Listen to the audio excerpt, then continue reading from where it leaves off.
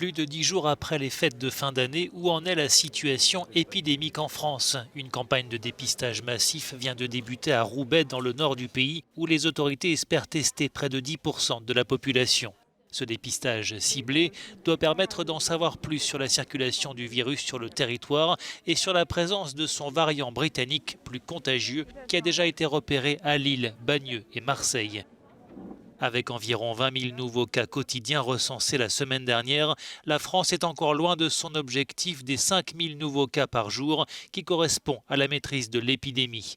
Une vingtaine de départements sont désormais soumis à un couvre-feu plus tôt dès 18 h contre 20 h sur le reste du territoire. Les habitants de Strasbourg notamment doivent se soumettre à cette nouvelle restriction. Ouais, on a organisé de notre journée effectivement, oui, on a décalé l'agenda de tout le monde, des siestes, des déjeuners et des goûters pour pouvoir être de retour avant 18 h à la maison. Voilà, c'est la crise sanitaire, il faut respecter quoi, pour éviter donc un confinement, un troisième confinement.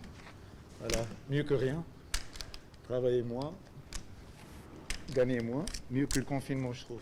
La France est encore loin du retour à la normale. Si l'hypothèse d'un troisième confinement ne semble pas à ce stade envisagée par le gouvernement, elle reste toujours sur la table au vu des données épidémiques. Ce dimanche, près de 24 500 malades du Covid étaient encore hospitalisés, dont plus de 2 600 en réanimation, un niveau qui n'a pas sensiblement baissé depuis près d'un mois. Le pays compte désormais près de 68 000 morts depuis le début de l'épidémie. Sur le plan du vaccin, après les critiques sur la stratégie jugée trop lente, les autorités ont accéléré la cadence. Le cap des 100 000 personnes vaccinées devait être atteint ce week-end.